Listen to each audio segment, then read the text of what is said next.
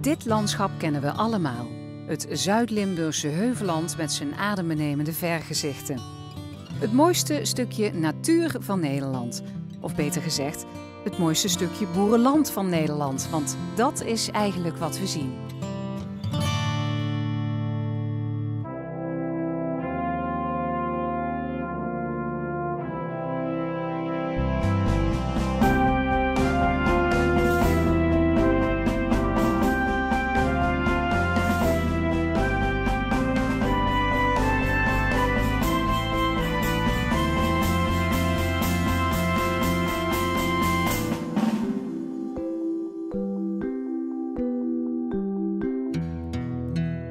Boeren bepalen het beeld van het landschap en boeren leven van het land.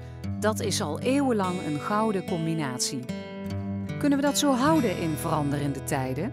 Voedselproductie in een kwetsbaar landschap heeft zo zijn beperkingen, maar biedt ook kansen. Hoe dan ook, om ons veelbezongen landschap in stand te kunnen houden, hebben boeren toekomstperspectief nodig. En dat is een mooie gezamenlijke uitdaging voor boeren, maatschappelijke organisaties, burgers en overheden. Maar nu eerst terug in de tijd. Laten we eens kijken hoe het Zuid-Limburgse landschap eigenlijk is ontstaan. We staan hier in de buurt van IJsden en we krijgen hier een heel mooi beeld van de hoogteverschillen in het Zuid-Limburgse landschap. En die hoogteverschillen zijn heel erg belangrijk geweest voor de geschiedenis van de landbouw, van de menselijke activiteiten hier. Als ik die kant op kijk, dan zien we aan het eind van dit veld dat het terrein steil afloopt naar beneden, naar het Maasdal. Als ik de andere kant op kijk, dan zien we daar een steile helling met bos. En daarboven ligt het plateau van Margraten. We zien dus een aantal treden in het landschap. En dat noemen we terrassen. En die zijn gevormd omdat het land in de loop van de tijd omhoog kwam en de Maas zich in een aantal stadia heeft ingesneden. Het lage gebied is altijd het meest aantrekkelijk geweest omdat je dicht bij de Maas zat, transport, maar je had ook altijd water in de buurt. Het plateau van Margraten was vaak moeilijk om aan water te komen. Dat maakt dat die lage gebieden in de loop van de tijd het meest aantrekkelijk zijn geweest en eigenlijk 7000 jaar continu in gebruik zijn geweest door boeren.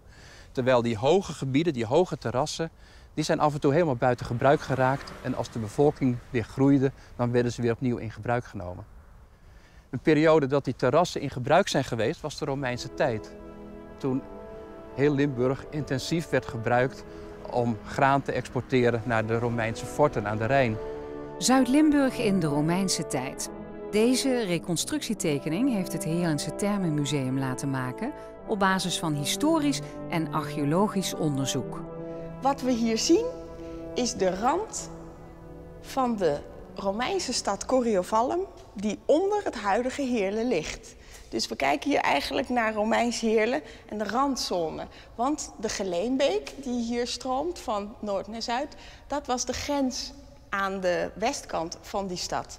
En we zien hier een Romeinse weg, een verharde hoofdweg, die wij zelf de Via Belgica hebben genoemd als archeologen. Die zie je hier lopen en die gaat dus over de beek heen en dan gaat die in de richting van Valkenburg, Meersen, Maastricht. Wat we ook zien is dus hier de vlakte van Voerendaal, waar het heel erg nat is, heel vochtig is, maar daar hebben ook grote Romeinse landerijen gelegen. En dan hier links, dan zie je de Kunderberg. Uit die tijd zijn in Zuid-Limburg heel wat gereedschappen gevonden voor de productie en het verwerken van voedsel. Er zijn zelfs aanwijzingen dat de Romeinen een soort oogstmachine gebruikten om het graan binnen te halen. En ook al ver voor de Romeinse periode hadden zich in Zuid-Limburg boeren gevestigd. Je moet je voorstellen dat eigenlijk al vanaf 5000 voor Christus hier boeren zaten vanwege die gunstige lusgrond. Maar en dat gaat dus eigenlijk zo door tot aan de late ijzertijd. Dan wonen hier Keltische stammen, de Eburonen wordt dat dan genoemd. Maar die wonen heel verspreid door de regio. Het zijn hele kleine nederzettingen en eigenlijk zijn die allemaal zelfvoorzienend. Dan komen de Romeinen, die walsen over de Eburonen heen. En eigenlijk vegen ze hier ook het landschap leeg. En daarmee komt dat landschap eigenlijk helemaal open te liggen. En dan komen er vervolgens nieuwe bewoners. Keizer Augustus zelf, die heeft allemaal stammen, Germaanse stammen van de andere kant van de Rijn hier naartoe gehaald en die vestigen zich in dat landschap. Maar Augustus had daar ook een doel mee, want wat ik al net zei met de soldaten die aan de rijksgrens gingen zitten, dat waren een heleboel soldaten. Alleen in de nabije omgeving van Heerlen waren er dat zo'n 18.000. En die legereenheden moesten natuurlijk eten. Zuid-Limburg veranderde in relatief korte tijd van een dun bevolkt en dichtgegroeid gebied met kleine boeren naar een open landschap waarin georganiseerde voedselproductie op gang kwam. Maar die surplusproductie, zoals we dat dan noemen, dat had dus nog een heel belangrijk effect. Want die voorheen zelfvoorzienende boeren, die kregen plotseling geld in handen. Want het leger kocht dat graan op. En die kocht niet alleen het graan op, maar die kocht ook bijvoorbeeld runderen en varkens. Romeinen hielden vooral van varkensvlees. Maar als je kijkt naar een Romeinse legionair, hoeveel leer die wel niet in zijn uitrusting heeft. Dus er was ontzettend veel leer nodig. Dus koeienvellen, varkensvellen. Wat dacht je van kleding? Hè? In die tijd had je nog geen katoen, dus alles was van wol gemaakt. Dus er waren ook ontzettend veel, grote hoeveelheden wol nodig. Want ja, de Romeinen die warmere klimaat gewend waren, die hadden het wel heel erg koud hier in de winter. Zoveel produceren en ook nog zorgen dat het allemaal op de goede plek terechtkomt, gaat niet vanzelf. Hoe hadden ze dat nou geregeld? De Romeinen hadden al een kadaster en die legden dus keurig netjes ieders eigendomverhoudingen vast. En dat zie je hier ook dus heel erg mooi. Je ziet zo'n akkertje en dat is keurig met een greppeltje is de grens van die akker aangegeven. En je ziet het hier ook. En daarmee zie je dan dus dat dat landschap plotseling hoekig wordt. Want om goed te kunnen meten, maak je een rechthoekig perceel en dan kun je de 4 hoekpunten inmeten. Aan de Romeinse bloeiperiode kwam vanaf het midden van de 4e eeuw geleidelijk een einde. De hoger gelegen delen van Zuid-Limburg verarmden het eerst. Pas rond 1100 kwam daarin weer een kentering. Na de Romeinse tijd is dit gebied weer helemaal onder bos geraakt. De bevolking is heel sterk afgenomen in aantal, economische crisis. En dan worden die slechtere plekken, die plateaus, verlaten en trekt de bevolking zich terug in die lage gebieden. Dus op die plateaus moesten ze helemaal opnieuw beginnen. Rond 1100 kwamen ze hier aan, zijn ze begonnen om dat bos te kappen. Dat er bos stond, dat kun je zien aan plaatsnamen bijvoorbeeld. Banholt wijst op een hoog opgaand bos. Ekkelrade, Herkenrade, Rade is het bos kappen, raaien, rooien. Dus dat is ook een bos wat men eerst moest opruimen voordat men akkers kon gaan aanleggen en boerderijen bouwen.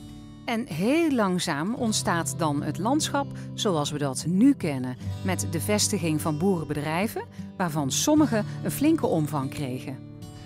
Kenmerkend voor de oude agrarische samenleving van Zuid-Limburg is dat er hele grote verschillen bestonden tussen aan de ene kant grote, echt grote boerderijen, aan de andere kant hele kleine. Die grote, dat waren boerderijen die 50, 60 hectare hadden. Pachtboerderijen, vaak eigendom van een klooster of van een kasteel. Daarnaast had je de kleine boerderijen die bij elkaar stonden in het dorp. Die mensen waren wel eigenaar van hun boerderij, maar konden er niet van leven. Die grote boerderij, dat was een pachter. Dat was een gevierde man, een grote man in het dorp.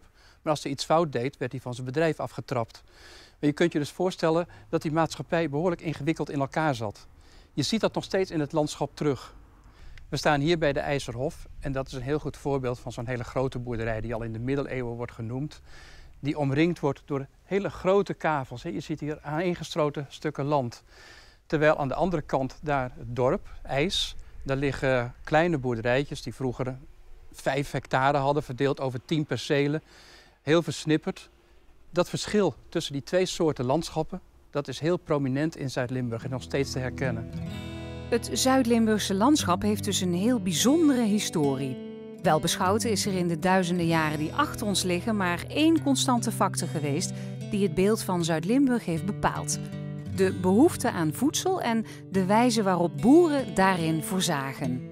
En dat is heden ten dagen eigenlijk niet anders. We hebben hier een akkerbouwbedrijf op een oude carréboerderij met gewassen van aardappelen, suikerbieten, wintertouwen en brouwgerst. Ik heb hier 75 hectare rond de boerderij liggen. Dat moest toch met het grootschalige van de rest van de wereld voor toch te kunnen produceren wat de markt vroeg. De gewassen wisselen ieder jaar af, dus dat is immer ieder jaar een wisselend landschap. Want dat is de laatste decennia wel veranderd. De bewuste zorg voor het kenmerkende heuvellandschap. Met daarin ook hele speciale landschapselementen, zoals scheerheggen, fruitboomgaarden, holle wegen en graften. En sommige van die typische landschapselementen, zoals de boomgaarden en de scheerheggen, zijn nog geen 1,5 eeuw geleden ontstaan. We staan nu in het landschap in de buurt van Vaals. Dat lijkt een landschap wat al heel lang hetzelfde is gebleven, maar dat is niet zo. Na de landbouwcrisis van 1880, toen de graanprijzen waren ingestort, moesten de boeren hele andere dingen gaan doen. In deze omgeving van Vaals zijn ze zich gaan richten op melkvee, melkproducten voor de stad Aken. En als je koeien gaat houden, dan moet je ook zorgen dat er perceelsgrenzen zijn, dat die koeien niet van je land af kunnen. Dus er is in hele korte tijd een nieuw heggenlandschap aangelegd. Ik vind het landschap en de omgeving waarin we werken vind ik ook erg belangrijk. Die hoegstamboom hier op de achtergrond, die hebben eigenlijk nu geen functie meer. Vroeger was dat wel een belangrijke bron van inkomsten. Maar nu is het eigenlijk alleen nog maar als functie voor het landschap aan te kleien en voor beschutting voor de koe als het heel erg warm is, zeg maar. En we willen onze nieuwe boerderij eigenlijk ook goed inpassen in het landschap. En daarvoor hebben we de laatste jaren nog veel nieuwe hoegstamboom en knip- en scheerheggen aangeplant. Een andere activiteit die boeren in die tijd zijn gaan doen is fruitteelt. Ook heel belangrijk geworden en heel belangrijk gebleven. Het is nog steeds heel belangrijk in Zuid-Limburg. De perenbomen passen ook bijzonder mooi in het landschap. Zeker ook met de prachtige heggen eromheen. Het is, de vergezichten van de akkerbouwen is mooi, maar af en toe in een fruittuin met een prachtige heg eromheen is ook, en het breekt ook een beetje in het landschap. En als je fruitteelt hebt, dan kun je ook lokale verwerking gaan doen. Er zijn 100 stroopkokerijen in Zuid-Limburg geweest. Er zijn veilingen geweest. Kortom, rond 1880 is de landbouw in Zuid-Limburg fundamenteel van karakter veranderd. Zoals dat altijd is geweest, zal het Limburgse landschap ook in de toekomst nauw verbonden zijn met voedselproductie. De Zuid-Limburgse boer blijft daarin een beeldbepalende rol vervullen. Ja, de boeren hebben eigenlijk meerdere gezichten, vind ik, in Zuid-Limburg. Aan de eerste kant zijn ze natuurlijk een economische factor op zich, als bedrijfstak. Ze maken economie. Het tweede gezicht is dat ze landschap maken. Ze maken dat uitzicht wat de gasten aantrekt, wat eigenlijk ook het imago is van Zuid-Limburg. Wij noemen dat in ons vak visuele differentiatie. Dat wordt vooral gecreëerd door de boeren. En ten derde zijn de boeren met name in het Heuvelland ook nog toeristische ondernemers aan zich. Dus ze zijn ook ontvangers en betruiers, zoals de Duitsers zeggen, van gasten. Nou, hier zien we dus in een van de 4 gastenverblijven, van een van de 4 boerderijlofts. Zoals je ziet, het is een volledig appartement met een keukenblok en natuurlijk een bed en een bad en douche. En dat hebben we nu sinds 1,5 jaar, sinds 2011. En hier ontvangen we weer dan de gasten die lekker een paar dagen naar Maastricht komen om enerzijds te relaxen, maar ook lekker de stad en de omgeving te verkennen. De gasten zijn hier vaak aangenaam verrast, omdat ze zijn weg, een weekendje of een midweekje weg. Maar ze zijn van hier zo het Heuvelland in. Ook een mum van tijd stonden ze in het centrum. Ik bedoel, ze horen zich in de fiets van ons en dan 10 minuutjes en ze zijn aan het shoppen en terrasje pikken. Ze kunnen eigenlijk alle kanten op. In Zuid-Limburg zijn nog heel wat voorbeelden bewaard gebleven van pareltjes in het landschap die gedurende vele duizenden jaren zijn ontstaan. We staan hier bij het gehucht Mameles. En Mameles, dat is nou typisch zo'n dorp zoals dat al voor 1000 in deze buurt lag. Dicht bij de beek, goede graslanden aan de beek. Dan de boerderijen, grote boerderijen, een paar kleintjes van vakwerk. En dan daarachter loopt het terrein op, een bouwland. Een heel bijzonder dorp, omdat je hier zoveel verschillende dingen van het Zuid-Limburgse landschap bij elkaar kunt zien. En een van de hele bijzondere dingen is deze voorde. Een voorde is een doorwaadbare plaats. We kennen dat nog in plaatsnamen, Amersfoort, Bredevoort. Maar intussen kennen we de situatie nauwelijks meer in Nederland. Overal zijn ze vervangen door bruggen. Behalve hier in Zuid-Limburg zijn er nog een paar over. En dit is een van de mooiste. Hier kun je dus nog steeds de boer met zijn trekker door de beek zien rijden. We zien hier een aantal graften. Dat zijn terrassen. En hoe die ontstaan zijn, dat weten we nog niet helemaal zeker. Maar als je op een helling een heg aanplant, dan zul je zien dat er onder materiaal wegspoelt en daarboven het materiaal tegen de heg aan blijft liggen. Dus je krijgt dan vanzelf een terras uiteindelijk. Aan de andere kant het woord graft, wat hier in Limburg gebruikelijk is voor die terrassen, dat zou er ook op kunnen wijzen dat nog net iets meer aangelegd is. Het woord heeft verwantschap met graven. In ieder geval is het een oude manier om erosie tegen te gaan. En we zien ook dat dat aan de Nederlandse kant, dat is het gebied links van die bomenrij, nog heel aardig functioneert, hoewel die graften het wel moeilijk hebben. Ze zijn niet goed bijgehouden. Aan de rechterkant van die bomenrij, dat is op Duits gebied, daar zijn ze weggehaald. Dan zie je ze als treetjes in het grasland nog een heel klein beetje terug, maar zijn ze verder niet meer aanwezig. Dat betekent dat als je aan de Duitse kant bouwland zou leggen, dat je grote erosieproblemen krijgt.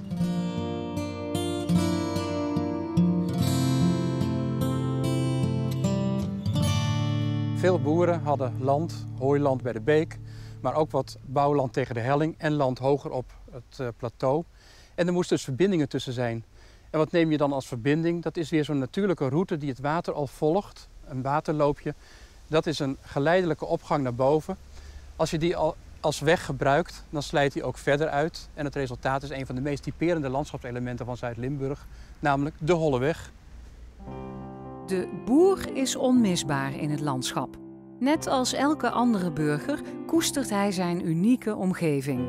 Hij is er opgegroeid en op de boerderij gaat die verbondenheid vaak vele generaties terug. Boeren houden van Zuid-Limburg. Tegelijkertijd hebben ze een toekomstbestendig perspectief nodig. Een onrendabele agrarische sector kan op den duur het landschap niet in stand houden. En daarvan zullen dan ook het toerisme en de recreatie de gevolgen ondervinden. Dus er zijn heel veel belangen vanuit het toerisme en ook vanuit de landbouw. We zijn eigenlijk met elkaar, de landbouw en het toerisme, heel specifiek in dit gebied, twee met elkaar communicerende vaten.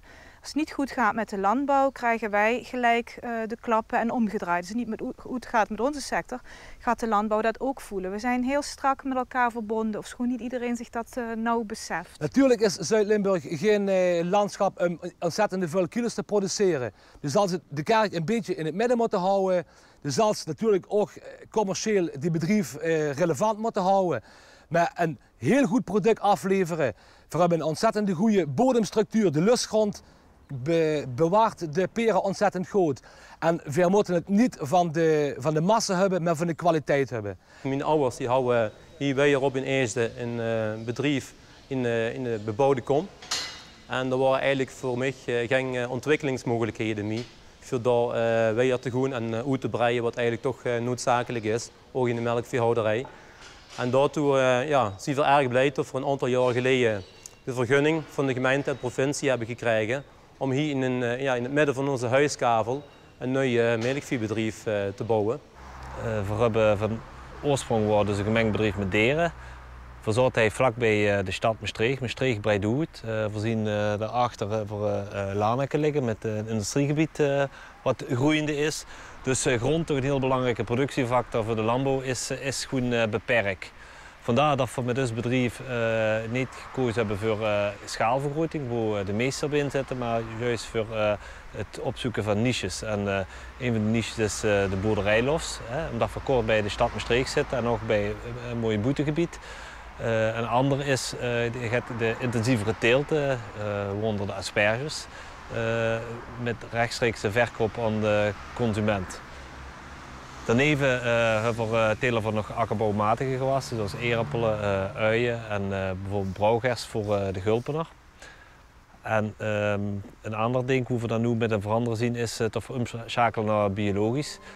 Eten en leven van het land.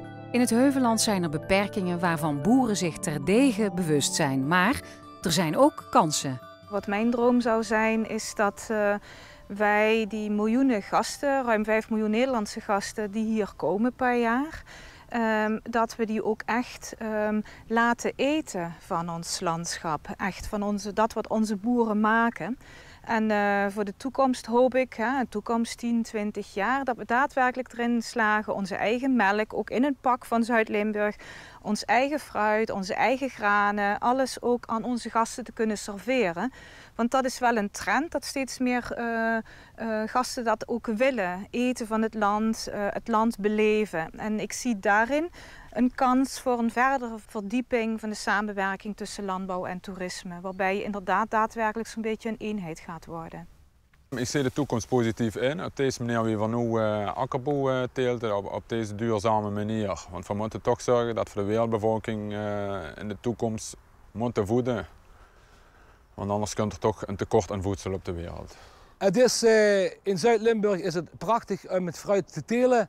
Het is ook prachtig om het hier zelf te vermarkten via een kleine fruitwinkel. Ook via de restaurants en via de hotels. En natuurlijk een rondleiding en 's winters een snoeidemonstratie naar de lui van de omgeving te geven. Dat is ook prachtig. Zelf ermee bezig zijn, zelf die uitstraling hebben en zelf ervoor zorgen dat de mensen het product wat Stichtteels prachtig vinden en met trots moesten die uitstraling hebben. Zuid-Limburgse boeren zijn onderworpen aan dezelfde marktwetten als welke andere boer ook in Nederland. Hun bedrijf heeft ontwikkelingsruimte nodig, juist ook om het landschap in stand te kunnen houden. Tegelijkertijd gaan overheden, burgers en maatschappelijke organisaties het buitengebied waarin zij hun brood verdienen steeds meer zien als publiek eigendom. Boeren willen die verantwoordelijkheid graag delen. Iedereen tot in de lengte van jaren laten genieten van het veelbezongen Zuid-Limburgse heuvelland. Hoe gaan we samen om met de beperkingen en met de kansen die het landschap biedt? Hoe maken we van op het eerste gezicht uiteenlopende belangen juist gemeenschappelijke belangen? Samen de balans zoeken, telkens opnieuw. Daar gaat het om. We kunnen daarbij veel leren van het verleden. Van de consistente historische lijn van voedselproductie in een zich ontwikkelend landschap. In een geschiedenis waarin zich telkens nieuwe, soms ingrijpende gebeurtenissen voordeden. En eigenlijk, als je dan kijkt naar hoe vandaag de dag de boeren het landschap gebruiken, dan is dat niet zo gek veel anders. Dezelfde principes gelden als je boeren in die tijd en boeren nu, dat is eigenlijk dezelfde principes. En je ziet dat dat eigenlijk dan dus een hele mooie continuïteit geeft over 2000 jaar. Uit het verleden leren we ook dat de toekomst niet wordt zoals die vroeger was. En daarbij lijkt het de laatste decennia juist alsof het tempo van de veranderingen veel sneller gaat. Dat maakt de noodzaak om met elkaar in gesprek te blijven over kansen en belemmeringen alleen maar groter. Mijn papa had eigenlijk nog de ganse geschiedenis metgemaakt van vroeger met de hand mediken, wie er jong was, van machinaal mediken en nu helemaal vol automatisch. Door al die kleine onderdelen van het bedrijf, zeg maar, kunnen we toch een boterham verdienen in dit mooie landschap. En zien we toch eigenlijk weer een gemengd bedrijf, alleen op een iets andere wijze dan wie dat 40, 50 jaar geleden was. Je ziet de glooiingen, achter zie je het akkerland, de weilanden met de koeien. En heel veel gasten die hier komen, die zeggen, oh, wat een prachtige natuur. Maar als we heel eerlijk zijn, is het natuurlijk vooral het boerenland waar we naar kijken.